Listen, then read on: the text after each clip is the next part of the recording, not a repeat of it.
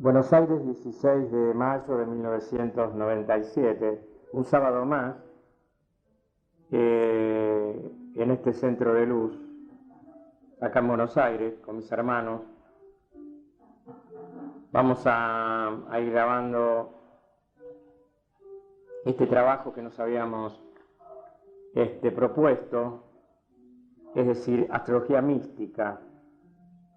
La astrología se puede encarar de distintas maneras, pero lo más importante es que debe tener una sola verdad. Desde la astrología que se fue perdiendo con el tiempo, pasando por la astrología mundana, la astrología de los países, la astrología horaria, la astrología solar, entramos en aquello que es astrología oculta o esotérica, y luego comentamos que se podían unir algunas cosas, y nosotros humildemente en un ángulo muy pequeño dijimos astrología acuariana de síntesis.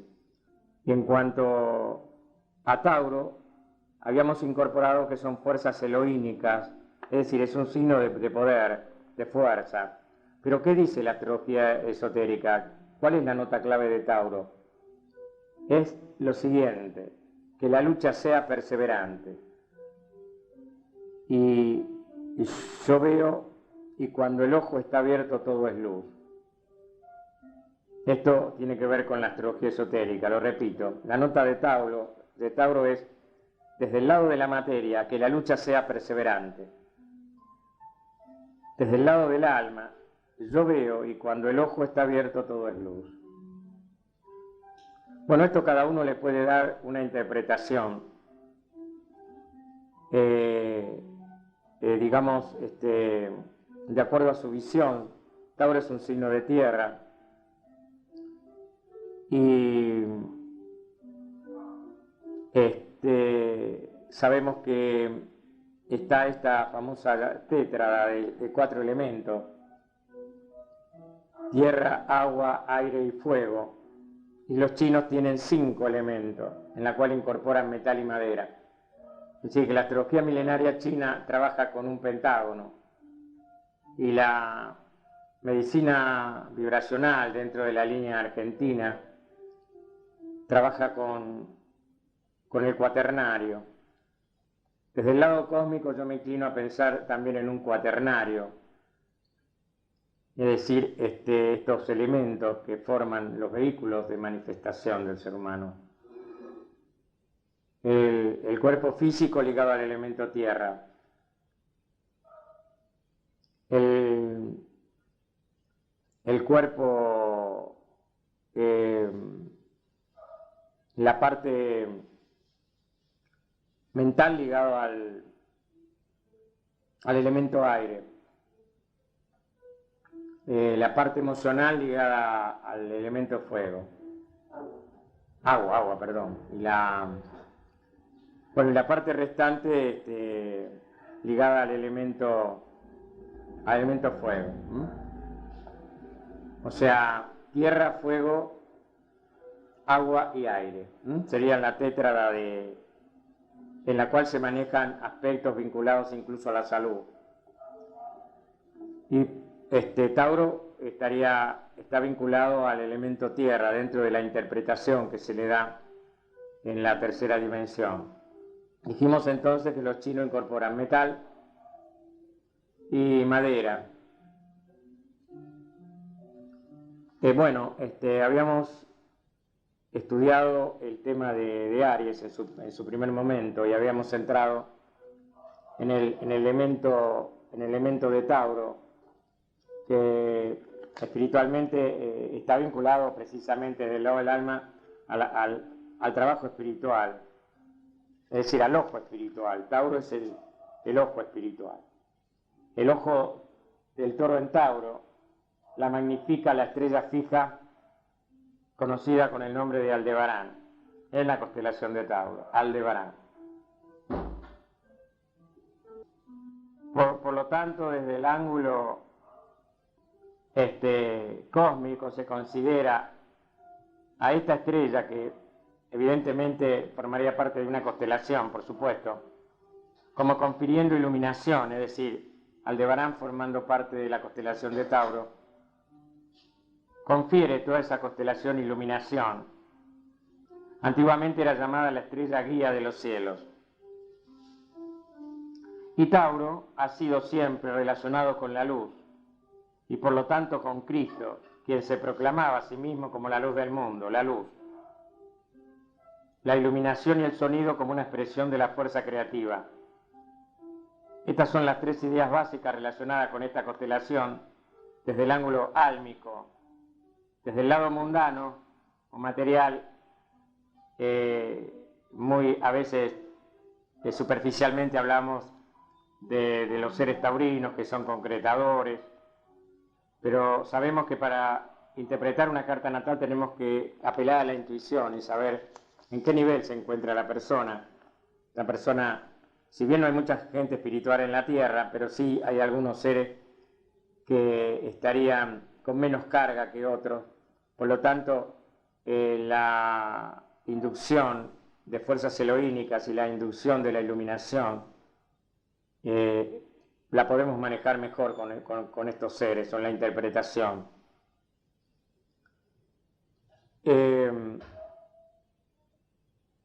Antiguamente en Egipto se llamaba a esta constelación de Tauro la voz divina.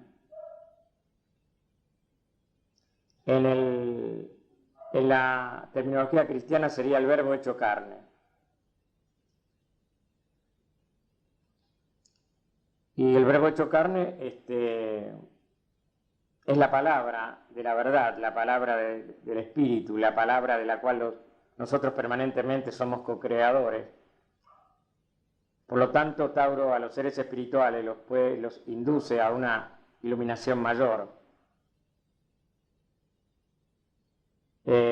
tomando como guía el contacto con ese ojo de Tauro, con esa estrella Aldebarán, que también aparentemente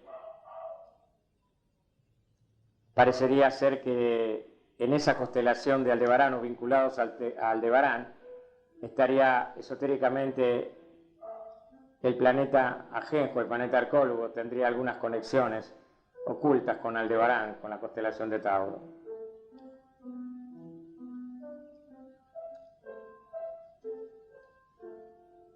Entonces, es un interesante detalle incidental en el poder de las influencias zodiacales recordar que la linterna del ojo del toro puede ser rastreada hasta el ojo del toro en Tauro, y el toro pontificial, o las enunciaciones papales que eran consideradas como intérpretes de la voz de Dios, es un término de uso común hoy en día. La pregunta surge: ¿de qué manera ha llegado a ser Tauro, el toro, el portador de la iluminación? Se nos dice que en este signo la luna es glorificada, la luna está exaltada. Sabemos que la luna está exaltada en Tauro. Y entre los pueblos primitivos, dedicados a la agricultura como el aspecto constructor de forma, y es cierto, ¿por qué esto es así? Porque a través del alimento material de la tierra, los hombres construyen su forma física, sostienen su forma física. Y la luna forma parte de muchas construcciones alimenticias y vegetales. El hecho de que es un planeta muerto y que tenemos formas pítricas todavía interfiriendo, fuerzas lunares perversas, no significa que la luna todavía esté cumpliendo las misiones que tiene que cumplir en los ciclos de la mujer, en los ciclos de fertilidad y en los ciclos de la creatividad de las flores. Tal es así de que en algunos procesos de terapias vibracionales también se utiliza la luna como elemento energético.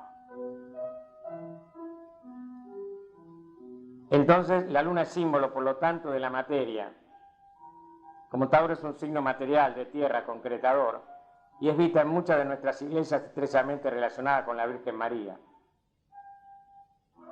Aparentemente, esto, los que están acostumbrados a ver las imágenes,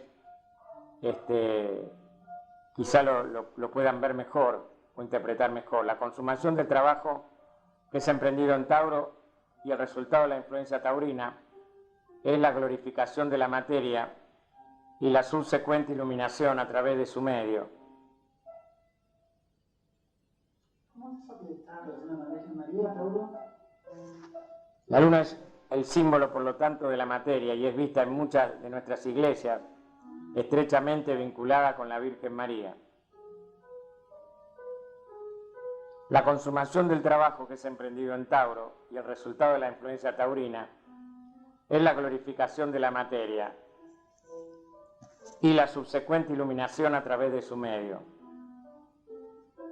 Pero todo eso, es decir, esto tiene en un sentido terreno, está interpretado, porque en un sentido álmico esta gloria de la materia impide la gloria del alma y al esplendor que emana de Dios dentro de la forma, fulgurar con todo su poder.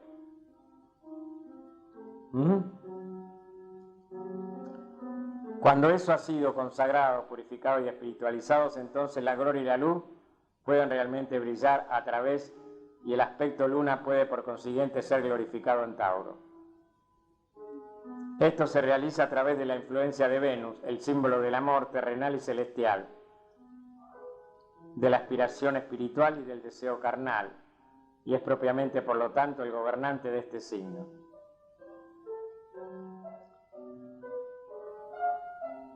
También Venus es el regente jerárquico de Capricornio. Vale decir que tanto Tauro, Libra como Capricornio tienen vinculación con Venus. Y que Venus es un planeta espiritual, es espiritual de verdad, no desde el lado de la simbología, sino desde el lado que sabemos que el glorioso Sanat Kumara, con su flamante estrella de 5 puntas y la triple llama en el medio, ha sido siempre el símbolo vinculado a Sanat Kumara dentro de la jerarquía espiritual. La triple llama blasonada en una estrella de 5 puntas. Que si por eso yo le agregué ahí hoy, antes que vengan ustedes, una estrella marina o coral, tipo coral de 5 puntas, ya que el color rojo está vinculado a Sanat Kumara, también se consideraba en lo antiguo un color muy importante y sagrado, pero se fue tergiversando ese color en la Tierra, pero va a volver todavía a resurgir. No se olviden que muchos colores de los alimentos están llenos de rojo, lo mismo que las flores rojas, púrpuras, fucsias, siempre hay una tonalidad roja. De cualquier manera hay un rojo natural y un rojo pervertido, que no sabemos en dónde se pervirtió y en dónde no se pervirtió. Pero el rojo desde el ángulo etérico es considerado de suma importancia, igual que el azul mantiene intacta su supremacía, mientras que a través del color rojo esto fue utilizado para ritos de magia negra, conjuntamente con el negro. Hoy en la actualidad tenemos esos rituales, pero sabemos que contra la luz no se puede, pero para poder que no puedan contra la luz tenemos que hacer un trabajo activo y no pasivo, como ahora que surge lamentablemente hermanos que quedan estructurados en Dios quiere lo mejor para mí, no hace falta el trabajo grupal, se acabaron los grupos, y esto es un gravísimo error. El universo es una unidad, es un todo. Uno de los conceptos que siempre tenemos que recordar en la cabeza nuestra para sentirnos bien con los demás es la unidad. Si desde el lado de la materia o de la personalidad no podemos tener unidad, lo tenemos del lado del espíritu. Volviendo al signo de Leo, aunque todo se interliga,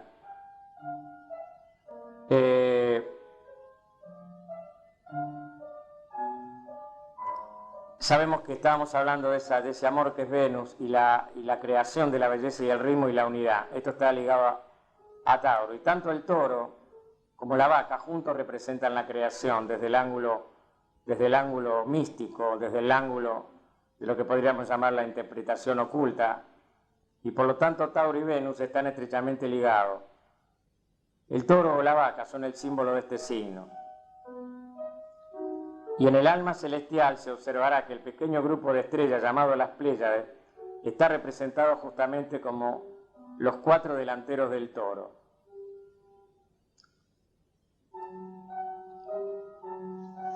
En las culturas egipcias también, Esto lo podemos observar. También las Pléyades, que están muy cerca de la constelación de Tauro, muy cerquita, en la antigüedad era representada como una paloma, con las alas extendidas sobre el dorso del toro. La paloma, como lo recordamos, es el pájaro consagrado a Venus, y como las Pléyades son parte de la constelación de Tauro, y como veremos, más taurinas en naturaleza, si es posible, que es el mismo Tauro, la paloma llega a ser un símbolo especialmente apropiado para este pequeño grupo de estrellas, o sea, las Pléyades. O sea que está, como habíamos comentado en un principio, Pléyades y Tauro están bastante interligadas dentro de una gran extensión en el cielo. A veces están bastante separadas, pero dentro de una misma zona.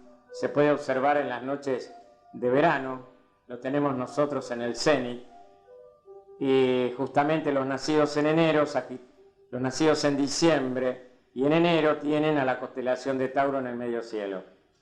Por lo tanto, a las 3, 4 de la mañana lo podemos ver del lado norte, las famosas 7 cabritas, que son las Pléyades, y la constelación del Toro muy, muy significativa, con la flameante estrella también Aldebarán, que es la más luminosa de la constelación. Esto se puede ver con mucha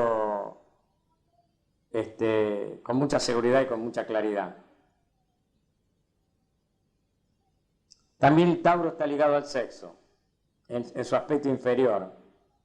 Todos sabemos que en una carta que rige Venus tanto puede ser la prostitución, no Venus en sí, sino que a veces no tenemos otro lenguaje para interpretar.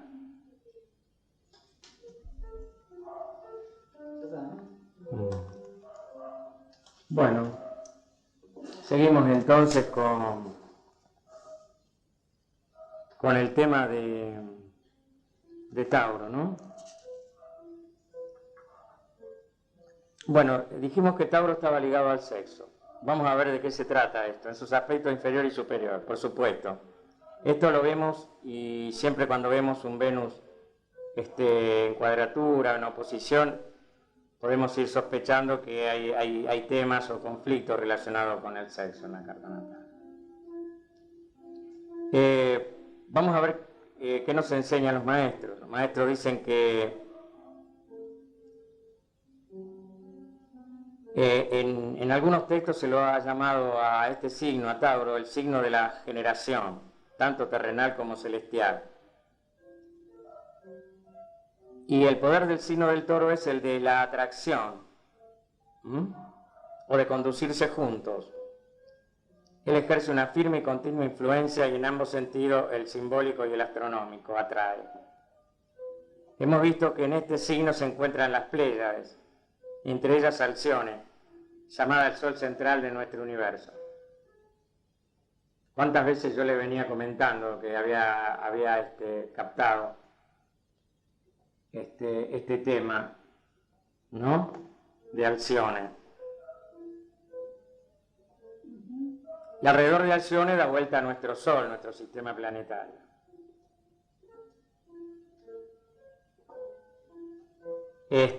Job dijo las palabras: no puedes impedir la dulce influencia de las Pléyades o soltar el lazo de Orión. Así se vuelven claras. Las Pléyades son el símbolo del alma alrededor de la cual gira la rueda de la vida. Es interesante descubrir asimismo en Tauro la triplicidad que es constantemente recurrente en la ciencia astronómica y en la mitología. Tauro representa la forma y el atractivo influjo de la materia. Las Pléyades representando el alma y el vasto ciclo recurrente de la experiencia. Y entre las 7 Pléyades, la Pléyada perdida, pues solo 6 son visibles. Un símbolo del oscurecimiento del espíritu. Mientras el alma, a través del deseo, toma un cuerpo. Y es cierto, la gente que no está desarrollada, aún la que está desarrollada, la tierra lo atrapa. Y mientras la tierra lo atrape, no encontrará la liberación. Esto es la idea que dan los maestros en relación al yo sintético y al yo real. Todo esto lo dejo para que los que escuchen este caso se reflexionen y qué significa uno y qué significa el otro. Y esto está vinculado con la idea de la gran ilusión y el espejismo, es decir, con Glaumo, que muchos hablan de Glaumo pero no lo aplican, lo leen pero no lo aplican. O sea, la espiritualidad es práctica y muchos sintetizan equivocadamente, es uno de los graves problemas del discipulado, manejan mal la síntesis y creen que ya están y realmente recién empezamos. Debería recordarse también, en vinculación a lo que estamos tratando, que Tauro es el contrario de Escorpio, o es el complemento del signo de Escorpio. A mi visión, signo excelente de sexo. O sea, por eso los dos signos, en el aspecto inferior, están vinculados al deseo. Entonces, tenemos que capitalizar siempre, lo mejor posible, las fuerzas superiores de cada signo. Por eso una persona no preparada en un signo que no lo maneja bien puede caerse un poco más en lugar de avanzar. En lugar de tomar la fuerza de liberación, puede concretizarse, hacerse más material, más agresivo durante Tauro, como está ocurriendo. Mucha gente en Tauro se está haciendo más agresiva, y aún gente llamada espiritual. En lugar de relajarse, dado que Tauro ofrece la posibilidad de la fuerza de Venus, y del trabajo de sincronicidad que nos da la jerarquía a través del trabajo solar, para poder absorber correctamente y trabajar todos los signos. No importa si seamos de Piscis o de Capricornio, sino que cada signo debe ser trabajado por cada persona. Todos los signos nos ayudan, y algunos, todos los signos trabajan en distintos niveles. No es que prescindimos de un signo porque ya hemos sido iluminados, no. Los signos siguen trabajando en distintos niveles, y a niveles cósmicos. Tenemos que entender eso. Mientras estamos evolucionando en este sistema de universo, los signos van a trabajar siempre en distintos niveles. Aún siendo ascendidos, vamos a tener una influencia. Vivimos en el medio del cosmos, somos viajeros del cosmos, y nos movemos en un movimiento grupal o total a través del cosmos, de los pasos etéreos. Entonces estamos como viajeros, vivimos en el cosmos. Por eso la astrología tiene ese valor científico, que es estar impregnados viviendo dentro de un universo. Lo que ocurre es que la astrología fue mal manejada y se fue cayendo desde la época de los caldeos. Entonces tenemos una astrología de los cielos caídos, llamada de los cielos Mazarot, como yo se los expliqué muchas veces. Entonces tenemos que revitalizar la astrología, aprender lo que nos enseñan los maestros y puntualizar la protección espiritual. Si decimos que Tauro es un signo de fuerzas eloínicas, tomemos la fuerza de los eloínes, trabajemos con los eloínes. Entonces es como que tenemos que aprovechar la inducción, y no entrar en eso del espejismo que la mayoría entra. Cuando uno se aísla, entra en el espejismo de la separatividad. La separatividad es un espejismo.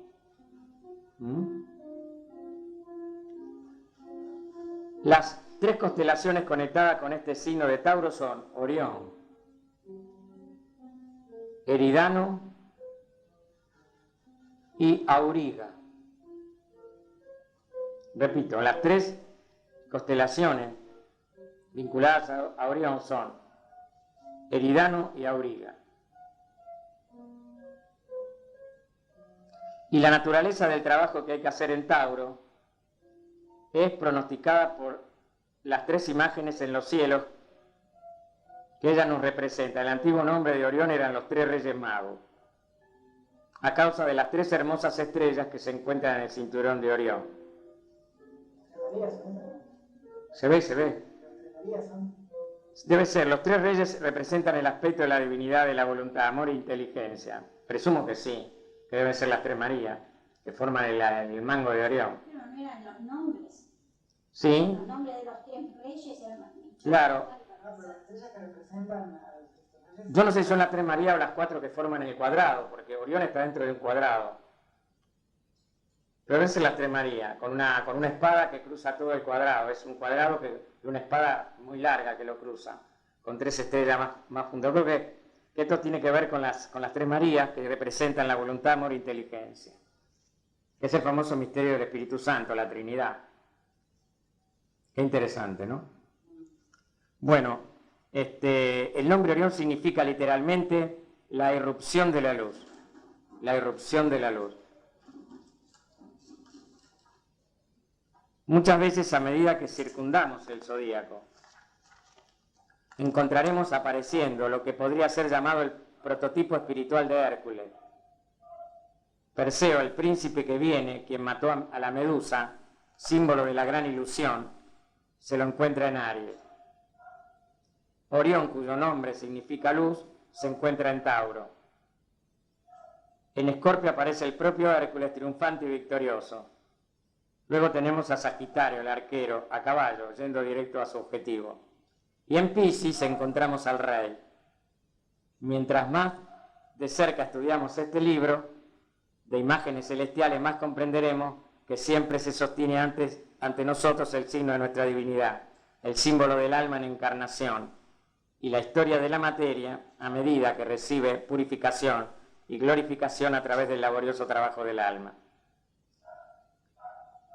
La segunda constelación conectada con Tauro, que habíamos dicho, es Eridano. Significa el río del juez. Río del juez. Y es un símbolo del río de la vida, llevando las almas a la encarnación, donde ellas aprenden el significado de las palabras. Según lo que el hombre siembre, así cosechará. Aparentemente, y esto es un buen antecedente para nosotros, Eridano estaría muy vinculado al karma. Vale decir que por eso cuando machacamos de trabajar con las estrellas fijas, deberíamos tomar en consideración Eridano y ver los aspectos que forma en una carta natal. Esto es lo más importante, lo más trascendente que podemos encontrar en este trabajo. Bueno, sabemos que Alcione está en la constelación de Tauro y que es muy importante, dado que Alcione, según nos habían informado los maestros, es aquello que conocemos como el Sol central de nuestra galaxia. ¿De acuerdo? La amplia lección debe ser aprendida en este signo. Pero antes que nada, habíamos dicho que hay otro signo vinculado, que es Auriga. Es el cochero, simboliza el cochero, conduciendo adelante hacia nuevas tierras y así simbolizando el alma. Es decir, Auriga es el cochero que conduce, simboliza el alma, o sea, conduce al alma.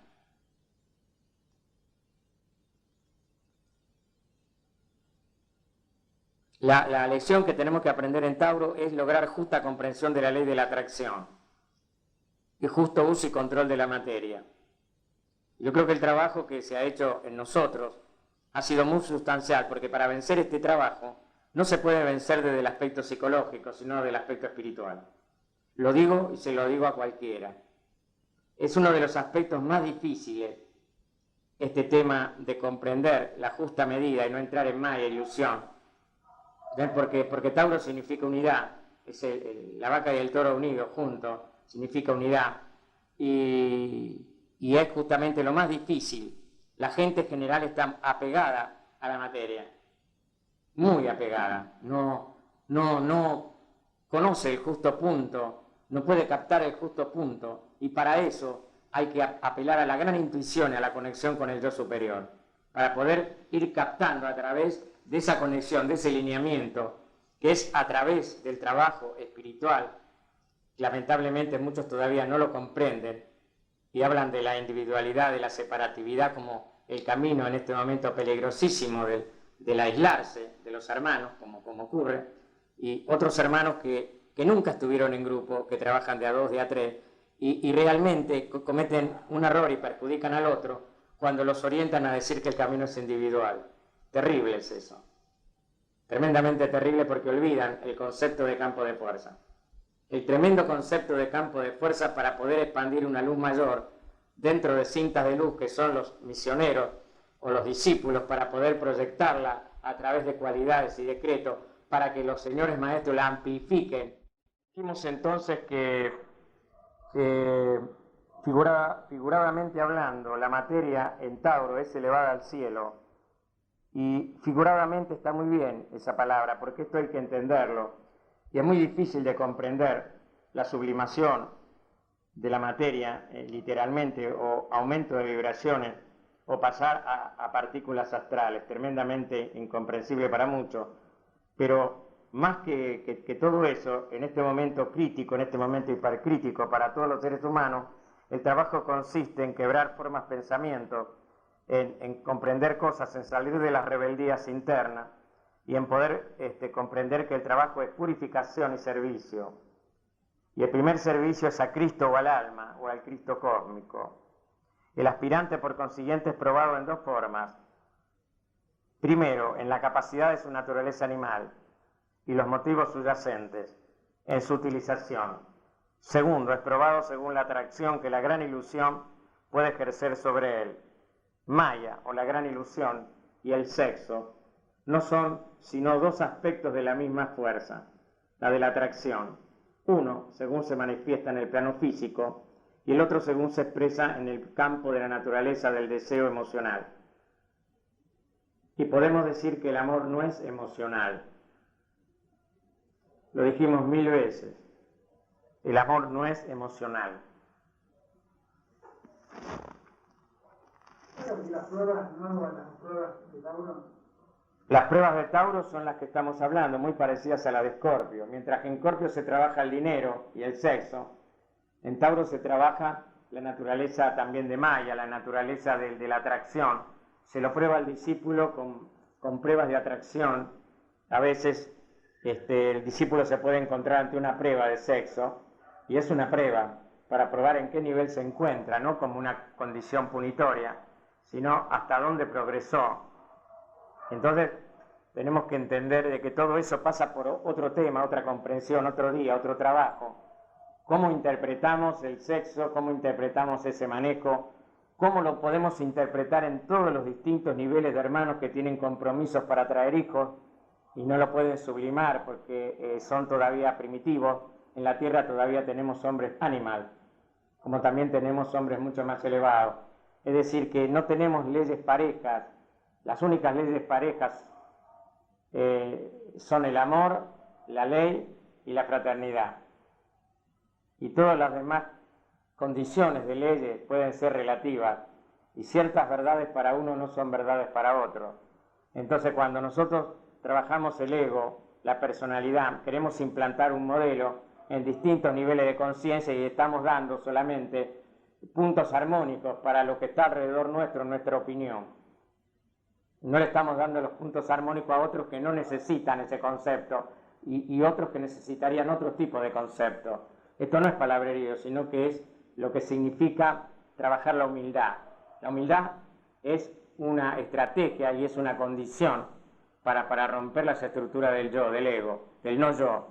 Pero también sirve para no meter la pata en cuanto yo quiero poner mi opinión a hermanos que no necesitan o que esa verdad es relativa. Por ese momento, quizá la próxima entra con otra verdad. Entonces, si yo quiero poner un modelo espiritual o una condición en un grupo de personas que no es lo que necesita, estoy cometiendo un error, estoy cometiendo un karma. De ahí la inofensividad que tiene el misionero o el discípulo a tratar con los demás. Entonces, esa es la gran tarea que tenemos todos, de no invadir áreas, de ser muy cuidadoso en proponerle al otro cosas que no le sirven o cosas que lo pueden apartar del camino. Esto es una falta de consideración y tiene que ver más con el plano emocional. Lo hago porque a mí me fue bien. Como decimos, pan para hoy, hambre para mañana, para una conciencia, para un nivel, no para todas las conciencias y todos los niveles. Entonces es muy importante comprender la autoindulgencia y el control del ser humano en cualquier parte de las cuestiones de la vida, hasta con su propio organismo. Y si hablamos de la alimentación, uno quiere imponerle un modelo al otro cuando realmente no le sirve, porque esa persona está pasando por otra experiencia de vida. Tampoco hay que entrar en la ilusión en el juego de la ilusión para autoengañarse, sino que el individuo tiene que trabajar el concepto inmaculado, el concepto de pureza, para ir venciendo los obstáculos y no caer en el autoengaño, que es muy común en los caminantes espirituales.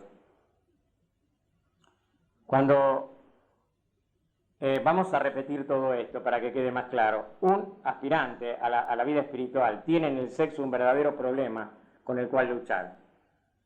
La autoindulgencia y el control del ser humano en cualquier parte de su organismo son siempre inevitablemente erróneos. Cuando la mente entera de un hombre está ocupada con el pensamiento de las mujeres o viceversa, cuando el hombre principalmente para satisfacer un animal deseo, cuando se encuentra incapaz de resistir la atracción de su opuesto polar, entonces es una víctima del sexo y está controlado por la parte más baja de su naturaleza, la animal. Pero cuando el hombre reconoce sus funciones físicas como una herencia divina y su equipo como habiendo sido dado a él para el bien del grupo y para ser rectamente usado para beneficio de la familia humana, entonces veremos un nuevo impulsor, motivador, sustentando la conducta humana en lo concerniente al sexo. Veremos la eliminación de la promiscuidad con su mal concurrente y también la enfermedad. Veremos la solución del problema de demasiados niños e incidentalmente alivio del problema económico. A través del correcto control de la función del sexo y su relegación al propósito para la cual existe el llevar adelante la familia humana y proveer cuerpos por medio de los cuales las almas pueden ganar experiencia. Por eso los chicos tienen que amar mucho a sus padres. Los padres le han dado el cuerpo físico. Entonces se hará correcto uso del sexo, luego la pasión, la lujuria, la autosatisfacción, la enfermedad y el exceso de población desaparecerán en el mundo. La materia no será nunca más prostituida al deseo egoísta. Y la relación entre los sexos será gobernada por la comprensión del propósito divino y la habilidad en acción. Dos puntos de vista son igualmente erróneos. En un caso tenemos costumbres enseñadas que conducen eventualmente a orgías sexuales. Estas han sido dignificadas con el nombre de magia del sexo. Y en el orgasmo sexual inducido deliberadamente, un hombre llevado a creer que el acto sexual físico es un punto supremo de oportunidad espiritual y que tal momento él puede tocar siquiera el reino del cielo. La otra actitud, la que hace del matrimonio y de toda expresión de la vida del sexo un pecado para el discípulo y que dice que un hombre no puede ser puro en el verdadero aspecto espiritual. Si se casa y construye una familia, es igualmente devastadoramente peligrosa. Y es el caso de los jefes espiritualistas de los sacerdotes. Por eso Pedro, primer papa, primer discípulo de Jesús, era casado, con familia. No hay estado de conciencia ni condición de vida en la cual sea imposible para un hombre funcionar como hijo de Dios. Si no es posible para un hombre vivir la vida del discipulado y la vida de la iniciación y, con el debido autocontrol y comprensión, vivir una moral equilibrada, vida sexual. Entonces hay un compartimiento de la expresión humana en la cual la divinidad es impotente y a esto, dice el maestro, yo rehúso reconocerlo. No hay compartimiento de vida ni campo de expresión ni deber ni uso del instrumento físico en el cual el alma no pueda cumplir la parte del factor dominante y hacer todas las cosas realmente para la gloria de Dios. Pero el alma debe controlar y no la naturaleza inferior. La gente olvida que algunos de los más grandes iniciados del mundo se casaron. Estamos hablando entonces hemos hablado de Pedro y podemos hablar de Buda también. Buda se casó y tuvo un hijo. Moisés y David también. Muchas de las figuras sobresalientes en el mundo del misticismo, en ambos hemisferios, fueron casados y formaron una familia. Los discípulos pertenecen a todas las razas, tanto en Occidente como en Oriente. La actitud de las diferentes razas hacia el sexo es ampliamente variada. Las normas de conducta difieren. La legalidad o la ilegalidad de las relaciones varía. Las diferentes épocas y las diferentes civilizaciones han visto relaciones que fueron legales en un momento e ilegales en otro. Algunas razas son monógamas y algunas razas son polígamas. En algunas civilizaciones la mujer es mirada como el factor dominante y en otra el hombre. A través de las edades el sexo se pervierte. Homosexuales, verdaderos y falsos, han estado con nosotros. Y hoy en día probablemente no es peor que hace 5.000 años. Excepto que todo es ahora sacado a la luz, lo cual es bueno. Todo el mundo habla acerca del problema y la generación naciente pregunta con un tono incierto: ¿qué hay sobre el sexo? ¿Qué es correcto y qué es incorrecto? ¿Cómo se espera que ellos traten con una pregunta que ha sido discutida aparentemente de la manera más fútil a través de los años? Yo les dije siempre que debemos comprender 3 elementos que no los vamos a tocar. Uno es el sexo y el otro es la genitalidad, la diferencia que existe entre ambos conceptos.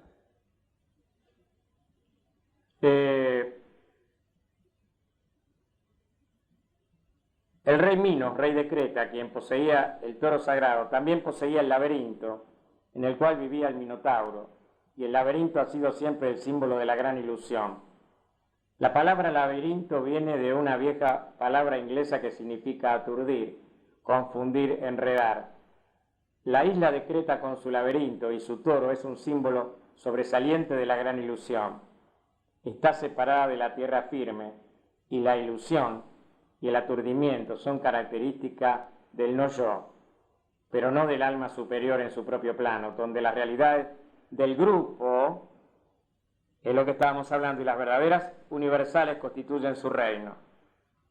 El toro para Hércules simboliza el deseo animal y los muchos aspectos de deseo en el mundo de la forma que en su totalidad constituye la gran ilusión. El discípulo, el caminante espiritual, el iniciado, el misionero, como Hércules, es una unidad dividida de la tierra firme. El símbolo del grupo por el símbolo de la ilusión y el laberinto en el cual vive. Esto es lo que habíamos tratado en un momento dado. El discípulo, todavía no evolucionado, se ve como una unidad separada, dividida. En cuanto al toro del deseo, tiene que ser asido y dominado, y perseguido de un lugar a otro en la vida del yo separado, apartarlo, hasta que llegue el momento en que el aspirante pueda hacer lo que Hércules logró hacer, cabalgar al toro. Montar un animal en los mitos antiguos significa control, control, control. El toro no es matado, es controlado, es montado, es guiado bajo el poder del hombre, es decir, el deseo. Hay potencias y facultades ocultas en el ser humano que cuando son desarrolladas y manifestadas pueden traer nuevos poderes para dominar este problema. Pero, mientras tanto, ¿qué hará el aspirante? Bueno, el aspirante, dicen los maestros, montar, controlar y dominar al toro. Y que el aspirante recuerde que el toro debe ser dirigido a través de las aguas hacia la tierra firme. Este es el trabajo de Hércules, tenía que llevar los toros a la tierra firme. Lo que significa que la solución de todo el problema del sexo que estamos tratando llegará cuando el discípulo subordine la isla separada de su yo personal al propósito y esfuerzo del grupo. Y empiece a regir su vida por la pregunta: ¿qué es lo mejor para el grupo con las cuales estoy asociado? Es haciendo esto que el toro es conducido a la tierra firme. ¿Qué más? Usar sentido común. Cuando yo les dije muchas veces, sean ustedes sus propios maestros, ¿cuántos me escucharon? 4. Entonces, cuando aprendemos a ser nuestro propio maestro, pero eso no significa, como lo dije 1000 veces, salir corriendo al Himalaya y separarme de los demás y encerrarme en un convento. No, hoy en día la necesidad de la sociedad es el servicio, servicio y servicio. Y el primer servicio, en Misioneros sabemos cuál es, pero no lo vamos a grabar. Usar el sentido común. El antiguo significado de la palabra sentido común era que había un sentido que sintetiza y unificaba los 5 sentidos, y así constituía un sentido común, literalmente, la mente. Que el aspirante use su mente a través del medio de la percepción inteligente. Pero ¿cómo lo hacemos prácticamente cuando vemos hermanos deformados, hechos bolsa? Tenemos que apelar al trabajo espiritual, un trabajo sistemático de orfebrería, como lo que hemos hecho nosotros a través de 8 o 9 años. No se puede directamente, y ahí estamos en los que yo llamo puntos armónicos, mandar a personas a determinadas pautas, trabajos, etcétera, cuando la persona todavía no cursó primer grado y la queremos mandar a quinto.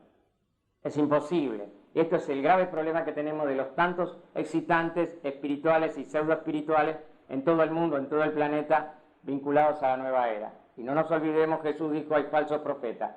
¿Y cuáles son los puntos armónicos que alguien necesita? Es el gran discernimiento o viveka que debe tener la persona. Por eso el trabajo del discípulo es la inofensividad, no arrastrar, andar con cuidado. ¿Cómo oriento? Con cuidado, pedir iluminación, elevarse al Padre, para recién poder opinar sobre cuando nos piden ayuda. No podemos tener la misma fórmula. A uno le podemos recomendar el libro A, pero a dos el libro A no le va. Entonces, ¿a quién le va el libro B?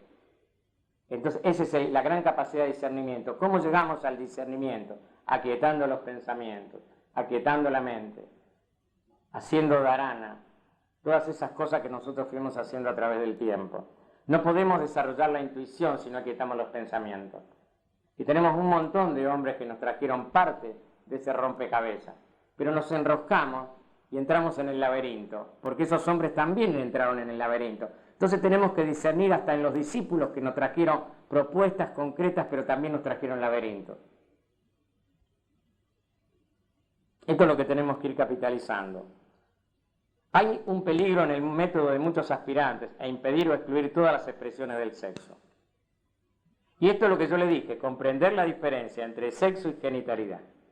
Fisiológicamente pueden tener éxito esas expresiones, pero la experiencia de los psicólogos y maestros es que donde la prohibición y la supresión drástica es impuesta sobre el organismo, el resultado es una forma de complejo nervioso mental. Mucha gente físicamente limpia tiene mentes sucias. Muchos que despreciarían la práctica de alguna de las perversiones sexuales y que sostienen que el casamiento no es para el discípulo, tienen dispositivos mentales que no soportarían una investigación. Sus mentes y sus interpretaciones de las acciones de otras personas son tan lascivas y su capacidad para pensar mal tan grande que, tan peligrosamente como esto pueda sonar, uno siente que sería mejor para ellos ser manejados por el toro del deseo que continuar con su práctica actual de sustituir el pecado exterior por la indulgencia mental. Una mente limpia y un corazón puro, un cuerpo físico rectamente organizado y rectamente usado, conformidad con las leyes de a tierra en la cual su destino le ha arrojado, total consideración por el bienestar de aquellos con los cuales está asociado, una vida de servicio amoroso, estos constituyen los ideales de un aspirante. Finalmente podemos, en relación a esto, hacer una aclaración sobre la palabra puro o solo, y el significado dado habitualmente a la palabra es contenerse de la relación marital.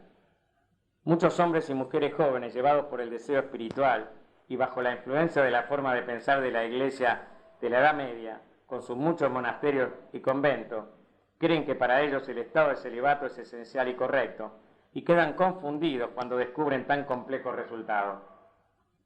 Pero ¿no podrá ser que el verdadero celibato ha sido expresado para nosotros en la palabra de Cristo, cuando dijo, si tu ojo es puro, todo tu cuerpo estará lleno de luz?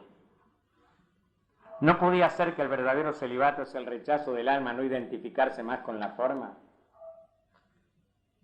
¿No podría la verdadera relación marital, de la cual la relación en el plano físico no es sino el símbolo, ser la de la unión del alma y de la forma, el positivo aspecto espiritual y el negativo madre materia? Que el alma sea pura en su propósito y libre de la servidumbre de la materia, y entonces la acción justa y el justo punto de vista será inevitablemente las características de la vida en el plano físico. Que el alma maneje la forma, controlándola y dominándola, y entonces habrá seguramente sus correctas obligaciones.